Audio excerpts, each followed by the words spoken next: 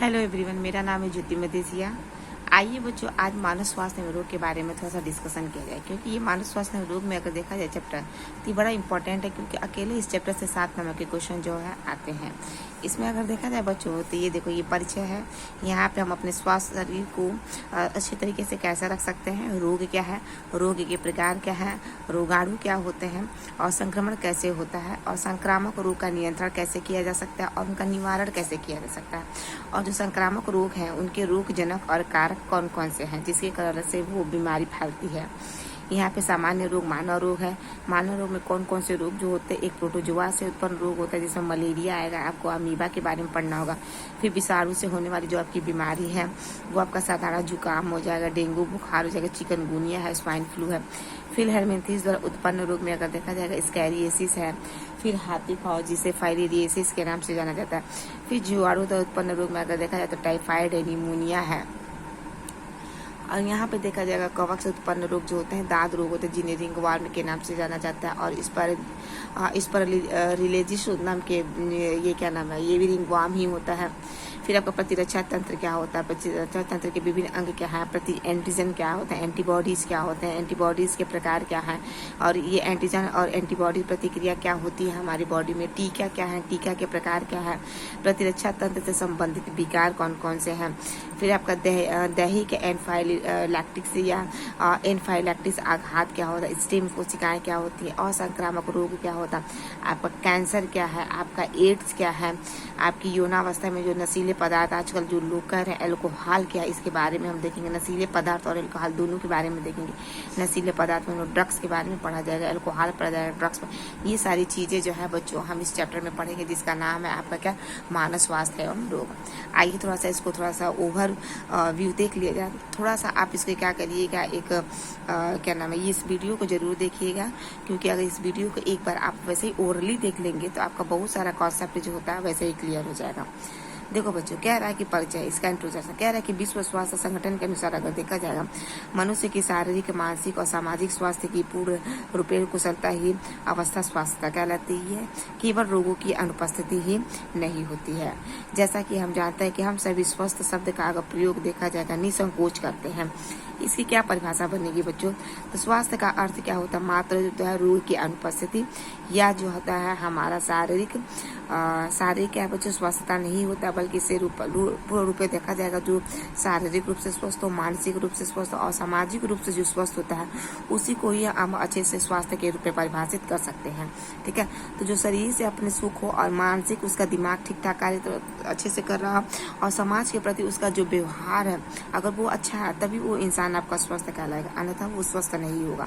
जब लोग स्वस्थ होते हैं तो काम करने में सक्षम होते हैं, उन्हें उत्पादकता बढ़ती है और आर्थिक संपन्नता भी बढ़ती है। ये सब स्वस्थता की ही देन है। जब हम स्वस्थ रहेंगे तभी हम अच्छे तरीके से काम भी करेंगे। जब काम करेंगे तो प्रोडक्ट भी हमारा बढ़ेगा और हमारे पास पैसे भी आएंगे। स्वस्थ व्यक्ति का अगर देखा जाए तो लोगों की आयु बढ़ती है और शिशु तथा मृत्यु दर में क्या होती है बच्चों, कमी आती है। ये बहुत बड़ी इंपॉर्टेंट पार्ट है।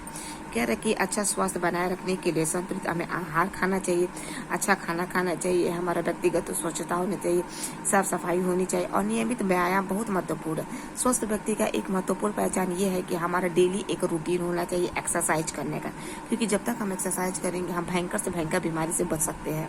शारीरिक और मानसिक स्वस्थ पाने के लिए अति प्राचीन काल में अगर देखा जाएगा तो लोग योग का अभ्यास कर रहे हैं। ये जो साधु है, संत है या डॉक्टर है, चिकित्सक है, चाहे जो भी इंसान है अपने आप को स्वस्थ रखने के लिए लंबे समय से क्या करता है बच्चों, योग करता है। योग का होना बहुत जरूरी है। यही से योग से हम अपने दिमाग को कंट्रोल कर सकते हैं, हम अपने शरीर को भी कंट्रोल कर सकते हैं और हम समाज के प्रति अपना अच्छा व्यवहार ला सकते हैं।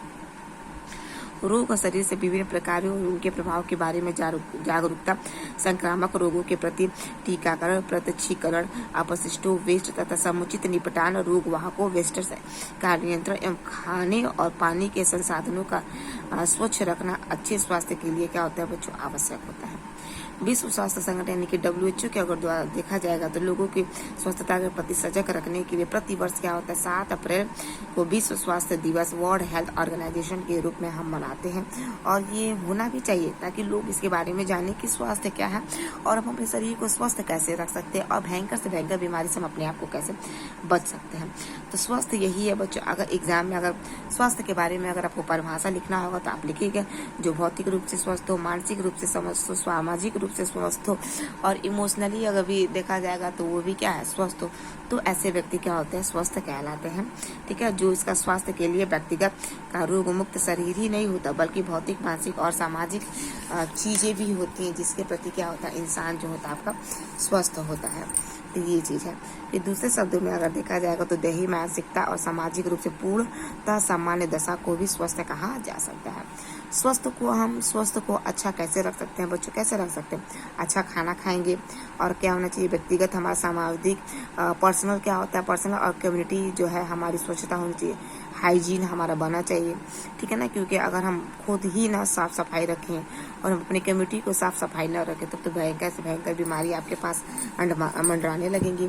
ठीक है, स्वस्थ पर्यावरण होना चाहिए, नियमित व्यायाम होना चाहिए, तनाव नियंत्रण होना चाहिए, अच्छी आदतें होना चाहिए, टीकाकरण होना चाहिए, योग होना चाहिए और उचित हमारा प्रॉपर क्या होना चाहिए बच्चों नींद होना चाहिए, यानी कि प्रॉपर रूप से हमें नींद लेना बहुत जरूरी है। फिर मनोरंजन हमारा होना चाहिए, रोग भागों का नियंत्रण होना चाहिए, कुपोषण एवं अति पोषण से क्या होना चाहिए बच्चों हमें बचना चाहिए। ऐसे हम क्या कर सकते हैं बच्चों अपने शरीर को स्वस्थ रख सकते हैं। देखो कह रहा है कि स्वास्थ्य को प्रभावित करने वाले कारक कौन कौन से हैं। तो कह रहा है कि बच्चों सब ध्यान से सुनेगा क्योंकि अगर ओरली आप 1-2 बार अगर वीडियो का अगर ऐसे देख लेते हैं तो आपका बहुत सारा क्वेश्चन क्या होता है वैसे ही तैयार हो सकता है। आप एग्जाम में अगर आएगा तो स्वास्थ्य से रिलेटेड तो आप देखे रहेंगे वीडियो तो आप बहुत सारे क्वेश्चन को सॉल्व कर लेंगे क्योंकि 7 नंबर के क्वेश्चन जो इस चैप्टर से आपके आते हैं। ठीक है, जिसको तैयार करना हमारे क्या बच्चों बहुत जरूरी है। तो ये कह रहा है कि स्वास्थ्य को प्रभावित करने वाले कारक कौन कौन से हैं। तो कह रहा है कि निसंदेह स्वास्थ्य निम्नलिखित बातों से प्रभावित होते हैं, जैसे एक पर्यावरण प्रदूषण हो सकता है और हमारा क्या हो सकता है बच्चों रोगाणु जिसे पैथोजन कहते हैं। पैथोजन आपका विषाणु हो सकता है, जीवाणु हो सकता है, प्रोटोजुआ हो सकता है, फंगल हो सकता है और एस्का हेल्मिथीज होते हैं। ये सब बाहरी पैथोजन होते हैं, जब हमारे बॉडी में जाते हैं तो बीमारी काज करते हैं यानी कि इन्फेक्शन पैदा करते हैं ये पैथोजन। ठीक है, तो देखो बच्चों इसमें कौन कौन सा हो सकता है। एक हो सकता है हमारा आनुवंशिक बीमार। आनुवंशिक बीमार क्या हमें क्या होता है कि वे अपूर्णताएं जिनको लेकर बच्चा पैदा होता है, यानी कि कुछ बीमारियां ऐसी होती है जिनमें बच्चा उन बीमारियों को लेकर क्या होता है बच्चों पैदा होता है और वे अपूर्ण होते हैं, इनकम्प्लीट होते हैं, जो बच्चों जन्म से ही माँ बाप से वंशागत के रूप में मिलते हैं। कुछ आनुवंशिक बीमारी होती है माता पिता के अंदर, वो माता पिता से वो बीमारी बच्चों के अंदर क्या होती है बच्चों ट्रांसफर हो जाती है और ये जीन्स के माध्यम से होता है। तो कुछ बीमारी हम पैदा होते हैं तो लेकर पैदा होते हैं बीमारियों को। और दूसरा कह रहा है कि त्रुटिपूर्ण जीवन शैली क्या है, इनकरेक्ट लाइफ स्टाइल क्या है। तो इनकरेक्ट लाइफ स्टाइल वो लाइफ स्टाइल है जिसमें हमारी जीवन शैली, जिसमें हम खाना खाते हैं, हम पानी पीते हैं, जो हम विश्राम करते हैं या हम शरीर को जो देते हैं और जो व्यायाम हम करते हैं, जो स्वभाव हमारे भीतर है और जिनकी हमसे कमी है, जिनकी देखा जाएगा हमें क्या जिस व्यवहार की हमें कमी है आदि शामिल है। अर्थात गलत खान पान, व्यायाम, नींद की कमी, उठने बैठने व चलने का गलत ढंग आदि गलत आदतें क्या हो सकती है बच्चों हमारी शामिल हो सकती है। तो ये इसे हम इनकरेक्ट लाइफ स्टाइल कह सकते हैं। तो ये लाइफ का इनकरेक्ट लाइफ स्टाइल भी हमें बीमार कर सकता है क्योंकि अगर इन सारी चीज़ों को अगर हम सही से नहीं फॉलो करेंगे बच्चों तो ये हमारा लाइफ स्टाइल खराब होगा। लाइफ स्टाइल खराब होगा तो हम बीमार पड़ेंगे। ठीक है, तो ये चीज़ कह रहा है। अच्छे स्वास्थ्य से हमें क्या लाभ हो सकता है। तो कह रहा है अच्छे स्वस्थ व्यक्तियों के जीवन काल में वृद्धि होगी। अगर आप अच्छे तरीके से अपने आप को रख सकते हैं तो आप लंबे समय तक जिंदा रहेंगे। शिशु एवं मातृ मृत्यु दर में कमी आती है। स्वस्थ लोगों की कार्य करने की शक्ति अधिक होती है। स्वस्थ व्यक्ति ही उत्पादकता कार्य करने में क्या होते हैं बच्चों अधिक सक्षम होते हैं। अगर हम अच्छे तरीके से रहेंगे, अपने शरीर को रखेंगे तो हम अच्छे तरीके से काम भी करेंगे, प्रोडक्ट भी उत्पन्न करेंगे और उससे हमें हमारे पास क्या होगा बच्चों पैसा आएगा और हमारा मन भी खुश रहेगा। तो ये है बच्चों हमारा ओवरऑल जो है स्वास्थ्य का डेफिनेशन। आप एक बार जरूर इसे ध्यान में रखेंगे। ठीक है, तो ह्यूमन हेल्थ यही है, मानव का हेल्थ क्या। और डिजीज के बारे में आगे जानते हैं। डिजीज क्या है। डिजीज का मतलब होता है बच्चों रोग। ठीक है, तो रोग में क्या हो सकता है। तो क्या रहा है कि रोग वह दशा है जब शरीर या इसके किसी भाग की सामान्य क्रिया में कोई विकार यानी कि कोई डिजीज अवरोध उत्पन्न हो जाता है, उसे हम रोग कर सकते हैं। यानी कि शरीर के किसी अंग में अगर कहीं डिसबैलेंस हो गया, ठीक है ना, बीमारी उत्पन्न हो गई, तो उसे हम क्या कहेंगे बच्चों, रोग कहेंगे। किसी शरीर के किसी भी अंग में हो सकता है। रोग को शरीर की उस अवस्था से परिभाषित किया जा सकता है जिसमें दोष पूरा क्या हो सकता है बच्चों, आहार हो सकता है, यानी कि हमारा खान पान गलत हो, इसकी वजह से हम रोगी हो सकते हैं। आनुवंशिक बीमारी हो सकती है, या पर्यावरणीय कारकों का उत्पन्न संक्रमण, हमारे इन्वायरमेंट में जो पैथोजन है उनके इन्फेक्शन से हो सकता है, या शरीर के सामान्य कार्य एवं कार्य की जो अगर हमारा बॉडी अच्छे तरीके से इंटरनल सही तरीके से काम नहीं कर रहा है और उसके अंदर एबनॉर्मलिटीज है, तो उसके वजह से हमें बीमारी उत्पन्न हो सकती है और हम रोगी हो सकते हैं। इस अवस्था में संपूर्ण शरीर या शरीर के कुछ अंगों के सामान्य कार्य क्या होते हैं बच्चों, प्रभावित होते हैं रोग में। तो देखो बच्चों, रोग में भी अगर देखा जाए तो मनुष्य में अगर रोग देखा जाए तो रोगों के प्रकार, तो देखो 2 प्रकार के रोग होते हैं, एक हमारी जन्मजात होती है और एक हमारा उपार्जित होता है। तो रोगों को यहाँ पे 2 समूहों में बांटा है। देखो ध्यान से समझ, ह्यूमन हेल्थ में देखो ये ह्यूमन हेल्थ का पूरा परिभाषा बता देगी ह्यूमन हेल्थ क्या, और ये रोग बता रहा है कि अगर हमारे शरीर के किसी अंग में अगर कोई बीमारी उत्पन्न होती है तो वो क्या है, रोग, और जिसको रोग लगती है वो इंसान रोगी कहलाता है। बस हो गया। रोग में अगर देखा है तो रोग आपके 2 प्रकार के होते हैं, एक जन्मजात रोग होता है, एक आपका उपार्जित। जन्मजात का मतलब होता है जिसे हम जेनेटिक एबनॉर्मलिटीज कहते हैं, जो हम लेकर पैदा होते हैं, और उपार्जित का मतलब जो हमारे जीवन काल में हमें बीमारी होती है उसे हम उपार्जित कहते हैं। ठीक है बच्चों, आओ हम देखते हैं जन्मजात रोग कौन कौन से हैं। तो देखो, जन्मजात में अगर देखा जाए तो वे रोग जो पीढ़ी दर पीढ़ी वंशागत रहते हैं, यानी कि एक पीढ़ी से दूसरी पीढ़ी में आते जाते रहते हैं, आनुवंशिक अव्यवस्था के कारण होते हैं, उन्हें आनुवंशिक रोग कहते हैं। आनुवंशिक रोग ही वही होते हैं जो माता पिता से बच्चों के अंदर जीन्स के थ्रू इनहेरिट होते हैं, उसे हम आनुवंशिक रोग कहते हैं। वे रोग जो मनुष्य में जन्म से ही मिलते हैं जन्मजात रोग कहलाते हैं। ये जीन के प्रभाव में उपापचय त्रुटियों के कारण होते हैं। जैसे आपकी अगर जन्मजात बीमारी में अगर देखा जाए बच्चों, तो ये हमारी हीमोफीलिया हो सकती है, ये वलांधता होती है। हीमोफीलिया में इसे ब्लीडर डिजीज कहते हैं। ठीक है, वलांधता में क्या होती है, लाल हरा रंग में भेद ना कर पाना। एल्केप्टोन्यूरिया होता है जिसमें आपका देखा जाएगा एल्केप्टोन्यूरिया होते हैं जिसमें इन्फेक्शन वगैरह होते हैं, और ये दांत कोशिका अलगता जिसे हम सिकल सेल एनीमिया कहते हैं जिसमें ब्लड सही तरीके से बन नहीं पाता। मधुमेह जिसे हम डायबिटीज कहते हैं, और रंजकहीनता एल्बिनिज्म जिसमें मेलानिन हमारे बॉडी में सही तरीके से नहीं बन पाता, और ये थैलेसीमिया होते हैं जिसमें बच्चों के अंदर ये बीमारी होती है। थैलेसीमिया ये भी आनुवंशिक बीमारी, और फिनाइलकेटोनुरिया, ये जितनी सारी बीमारियां, ये सारी की सारी बीमारी जो है हमारी आनुवंशिक बीमारी है।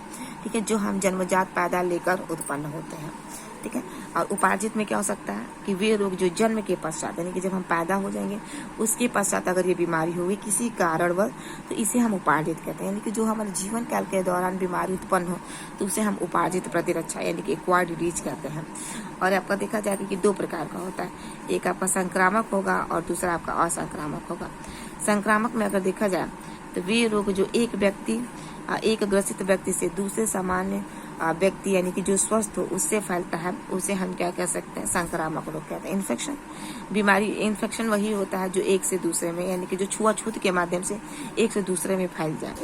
वे रोग विभिन्न रोगाणुओं में जैसे अगर देखा जाए कौन कौन से हो सकते हैं, विषाणु के द्वारा भी बीमारी हो सकती है, जीवाणुओं से भी हो सकती है, प्रोटोजोआ से भी हो सकती है, कवक और कृमियों द्वारा क्या होते हैं, ये फैलते हैं।